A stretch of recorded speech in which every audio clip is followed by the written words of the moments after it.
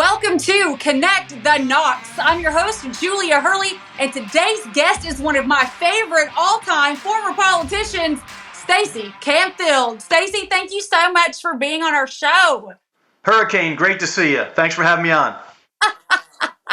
The hurricane was my nickname, and it's still kind of stuck. I'm not letting go. I'm going to keep you to it. That's okay. I love it. I love it. Listen, Stacey, let's start this whole thing off with where you're originally from and how you ended up in Knoxville. Sure. Well, my family goes back to first families in Tennessee. So my grandparents, aunts, and uncles were here. My mom was born and raised here, but she wanted to learn to snow ski. So she went up north, ended up getting a job. She thought it was going to be a short-term thing, ended up getting a good job in New York because the schools were very good at the time there and not as good here. And ended up getting married, had us. We'd spend our summers in Tennessee. And I finally just said, I love Tennessee much more than New York. I realized, I really, from a very young age, I could see differences between Tennessee and New York. Not that New York's a terrible place, the people in New York are terrible people. It has some very positive things too. But I got to a point and I said, well, the business climate in New York was terrible. And I don't think it's much better now because I know a lot of people there. It was a dying community and a dying state. I said the business, and I wanted to be in business. I was in business for myself up in New York. I was working myself pretty much to death and not getting anywhere. And I said, I'm working all the time just to pay all the taxes for New York City, which is what happens in upstate New York. And I was working nonstop, and I said, I can go to Tennessee. The business climate's good. The world's better. And the girls are pretty. What other choices do you need? I mean, that's you're a young man or whatever, and you say, those are the three things in life. What am I waiting for? Why am I here? Is it just because I love filling my shoes with slush every winter and freezing myself to death and working a lot for the government? No.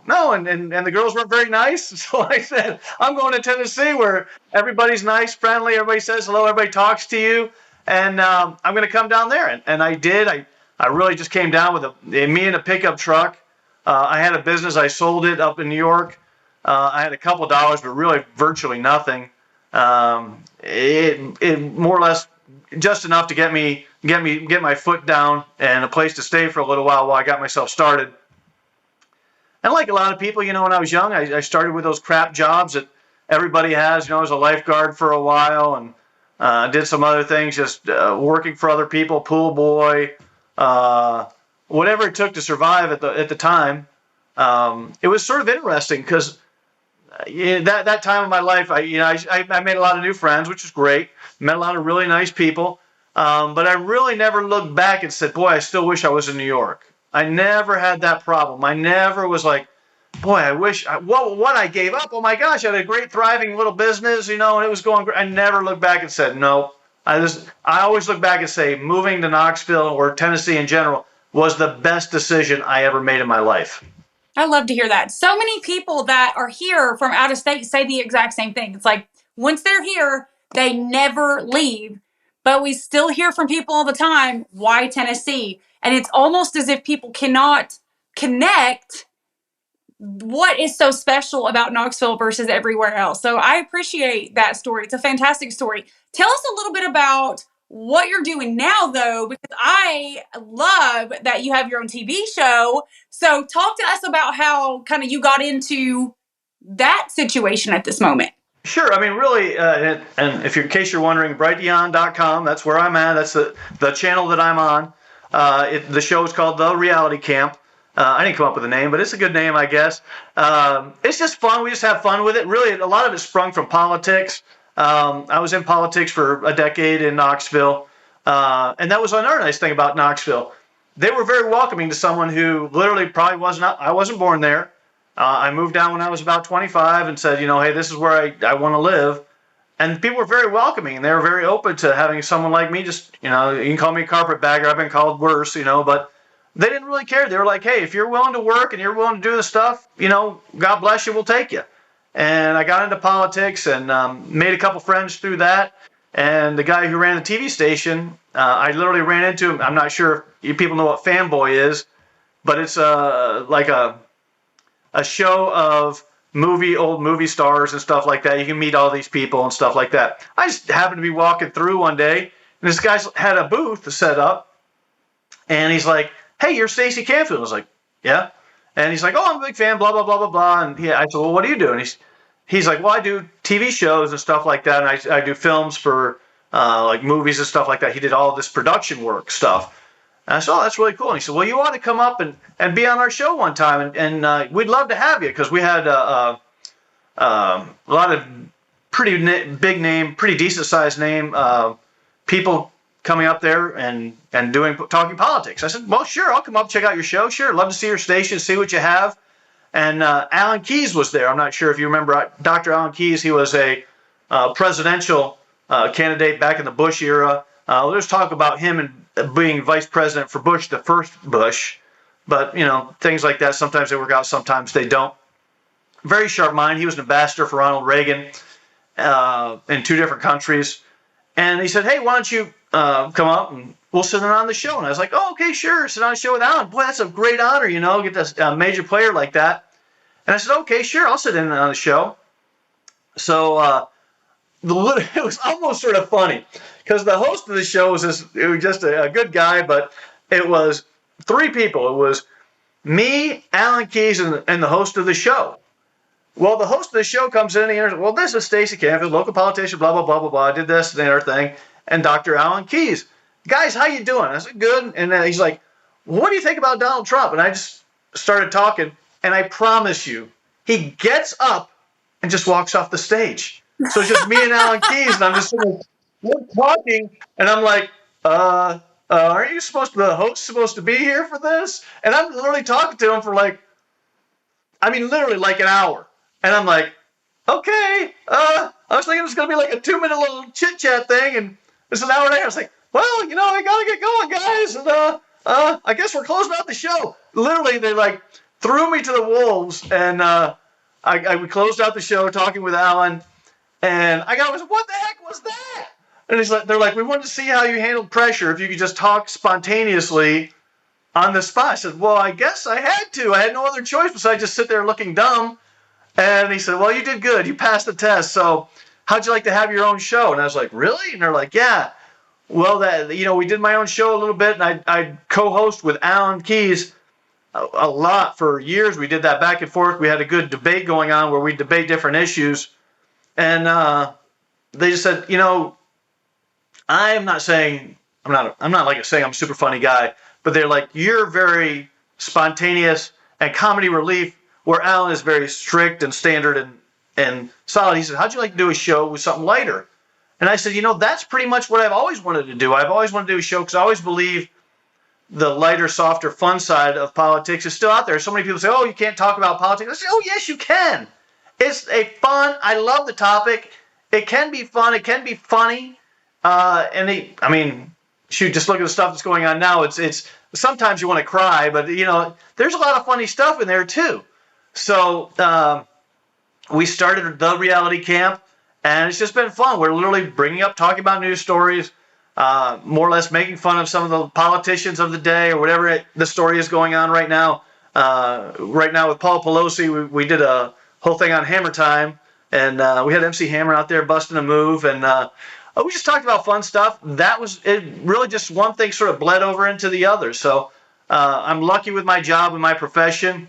I have plenty of free time. I can do stuff like this and have fun, and Knoxville's really been a blessing to me.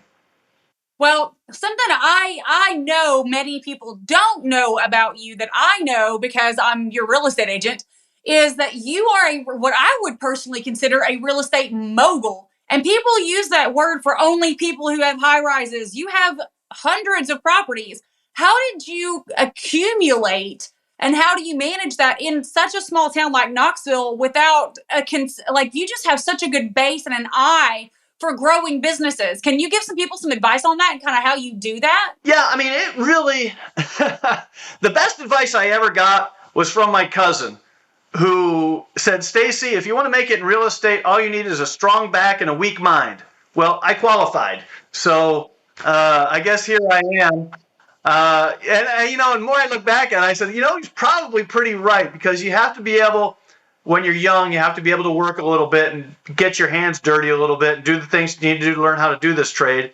And then you have to have a weak mind in that when something doesn't go right, when something's going wrong, when you're completely burned out, you have to be able to just say, okay, I'm not going to think about that anymore. Forget it. I don't need that anymore. I can delete that from my memory banks and just move forward and keep moving forward.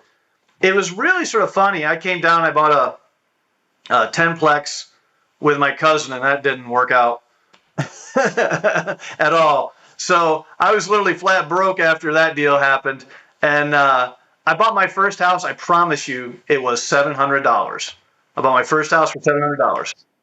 It was condemned. It was in terrible shape. It lived right across the street from my cousin who gave me that advice. And I just literally had to track the person down who owned it, which took time. I mean, it literally took me months and months of, I mean, sometimes you can go to the courthouse and get the records and find the person and call them up and say, hey, do you want to sell this house? And there's a million people doing it right now.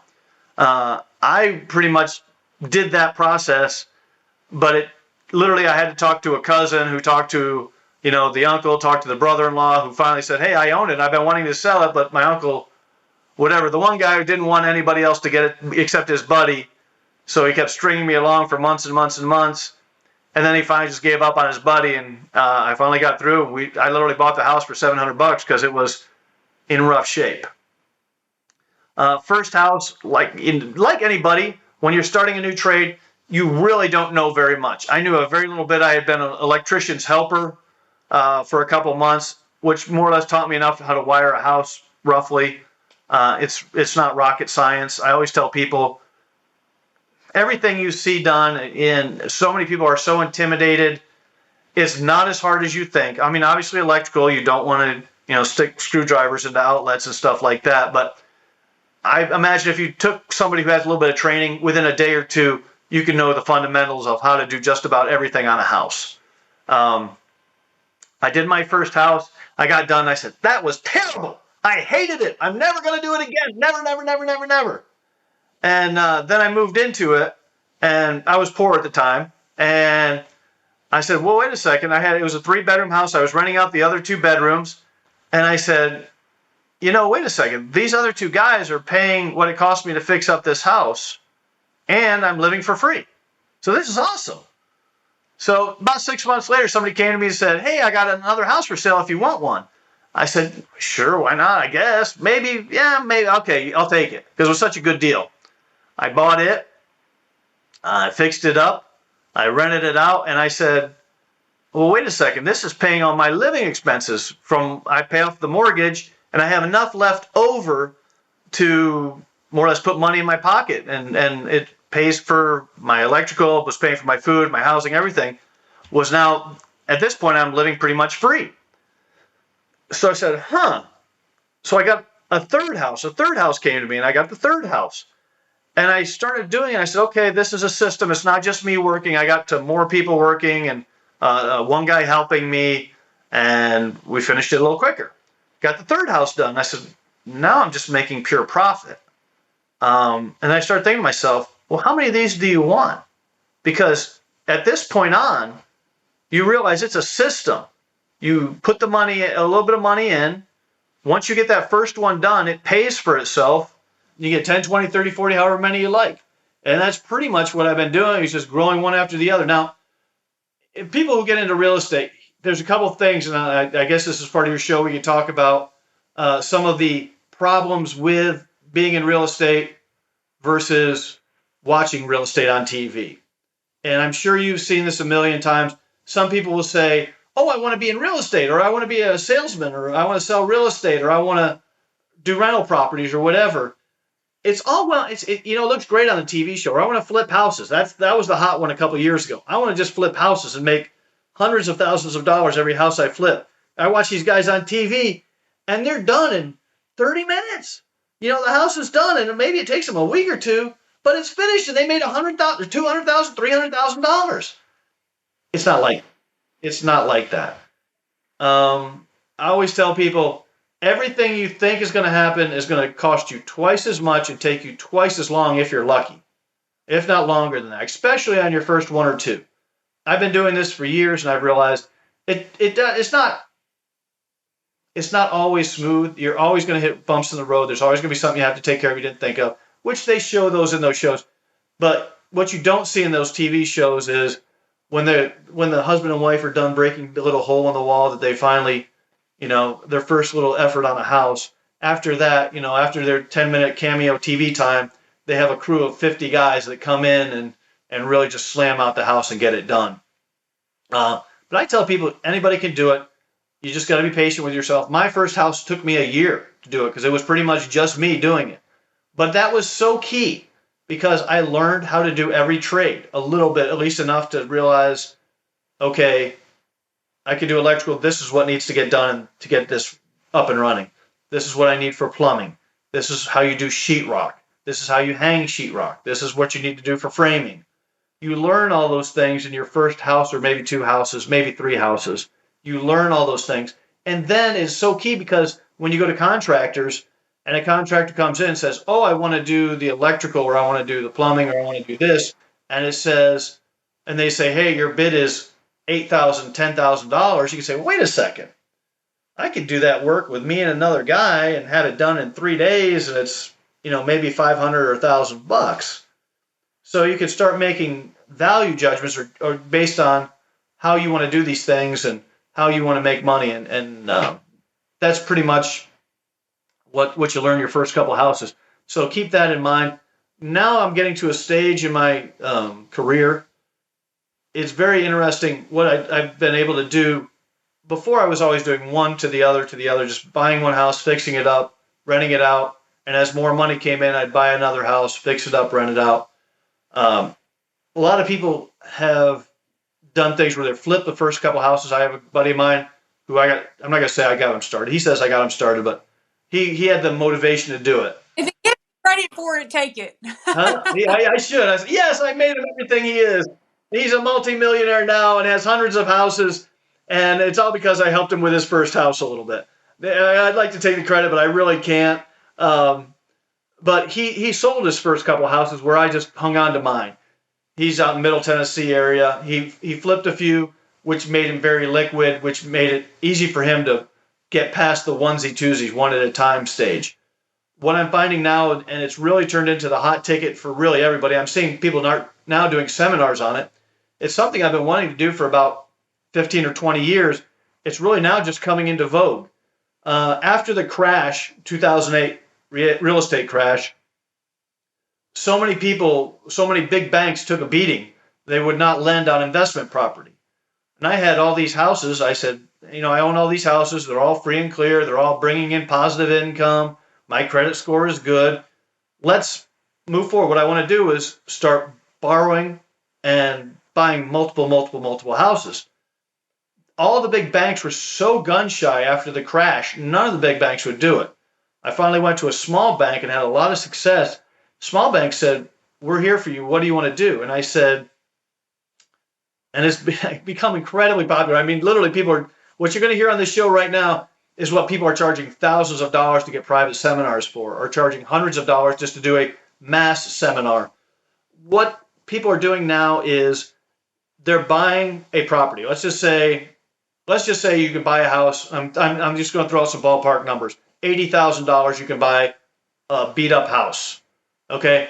And then maybe it's going to cost you another $20,000 to fix it up. These are just ballpark numbers. This is not anything, but okay. You have $100,000 invested in a property. What you do is you go to the bank and say, hey, I need the $100,000. I've got this house. I fixed it up. Usually your first one's hardest. You get it done. You borrow the money. There's a lot of deals for first-time home buyers. You get the loan for that house.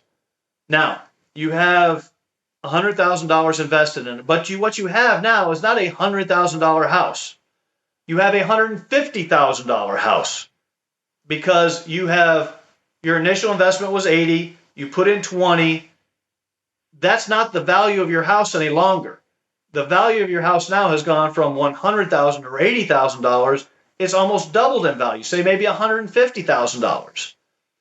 You have $50,000 of pure profit, $50,000 of equity in that house. You go back to the bank. The bank will say, hey, If you'd like another 100 grand, you have to put $20,000 down. You've got $50,000. So how many houses at 20,000 a piece can you get with 50,000? You get at least one, maybe two. Got the little Spock thing going on there, and have 10 grand left over. We all know that real estate is location, location, location. Our team at Just Homes Group, Realty Executives, has the true expertise, pairing buyers and sellers with the right opportunities. Whether you're looking to buy or sell a home right here in Knoxville, Lenoir City, Clinton, or Farragut, we have the expertise throughout every Knoxville surrounding area. Call Just Homes Group Realty Executives today. Right. Makes total sense.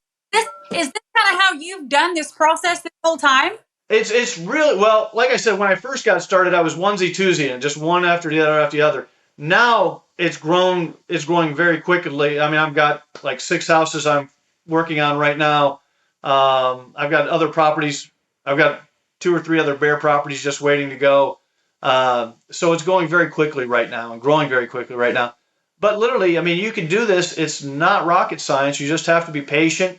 And I tell people all the time, I have friends who live in other states, or I have people who live in Knoxville. And I say, hey, if you want to come and sit down and do lunch sometime, you buy me a hamburger or take me out to eat somewhere, and I'll sit down and we'll just do the whole plan for you.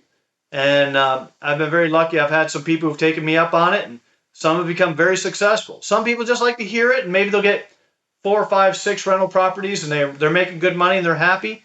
God bless you. You know, I'm happy to add some stability to somebody's life.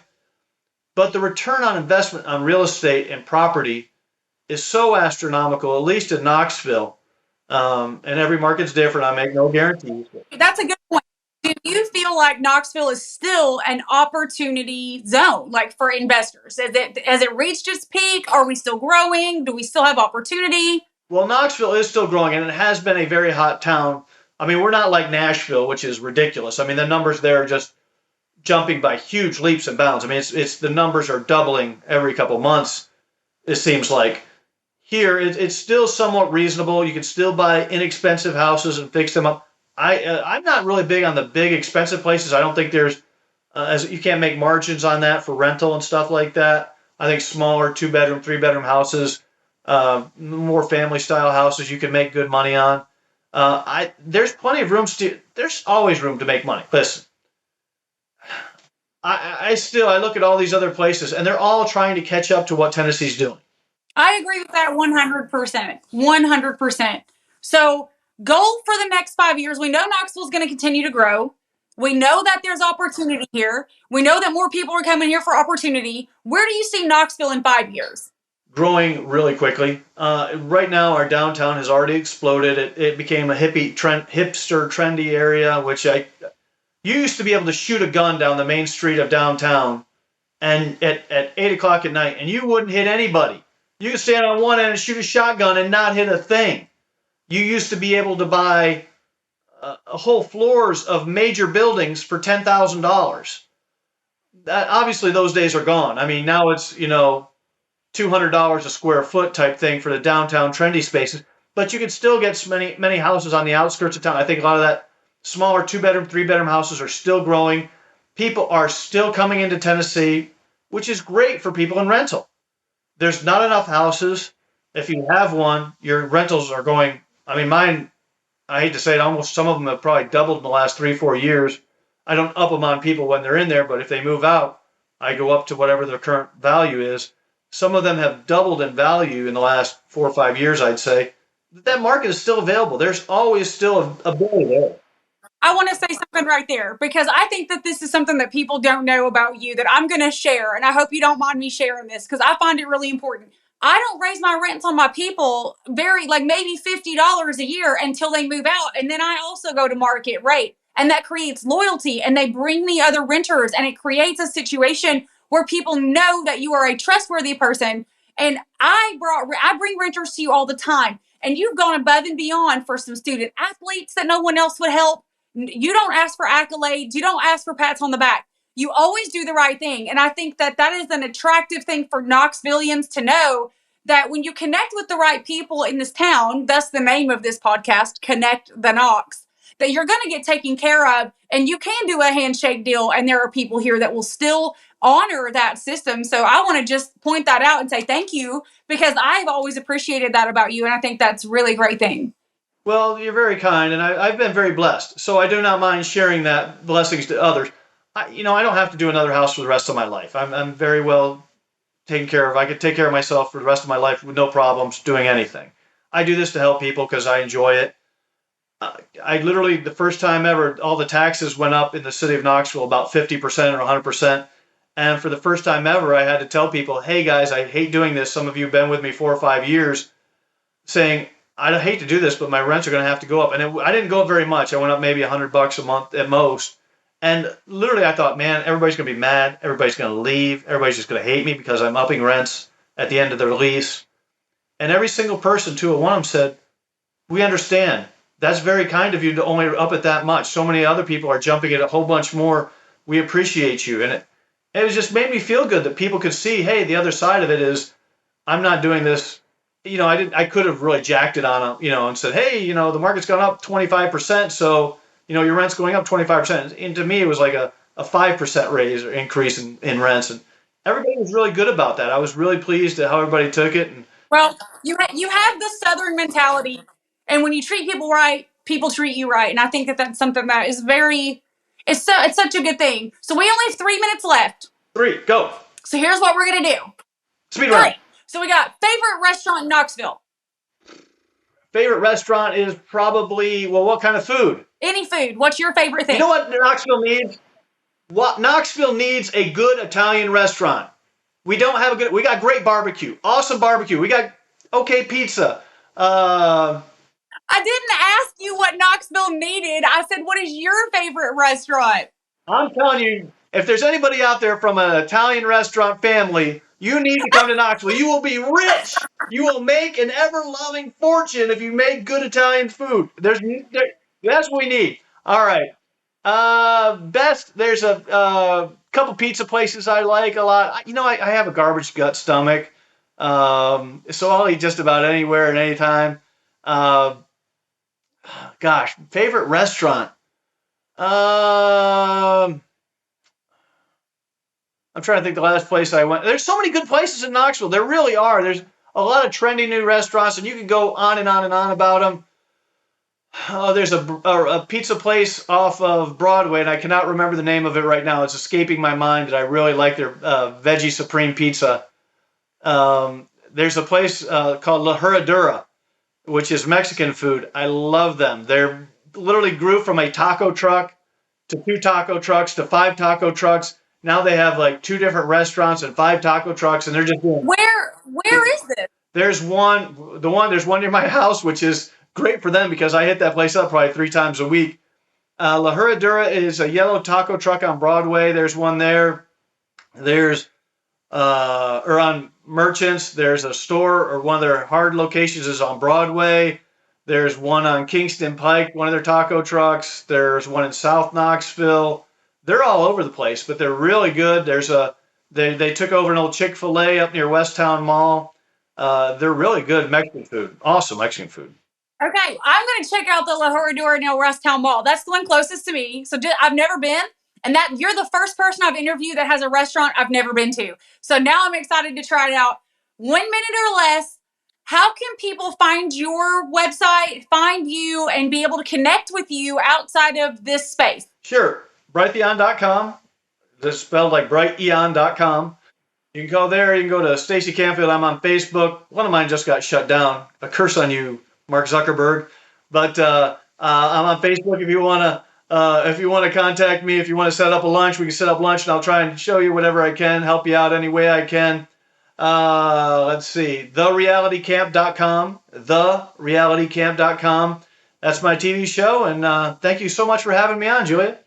I love you, Stacey. I think you're one of my favorite people in Knoxville. If anybody needs to connect with Stacey Campfield, he's one of my best friends. I've got it. If you need some rental information, you need a house, I've got a connection for you. Make sure that you visit ConnectTheKnox. Thanks for visiting, everybody. Bye. Thank you for tuning into the show Make sure to like and subscribe. Leave a 5-star review on your podcast player of choice. And if you would like information on moving to Knoxville, send me a private message. As always, this is Julia Hurley connecting Knoxville to the nation.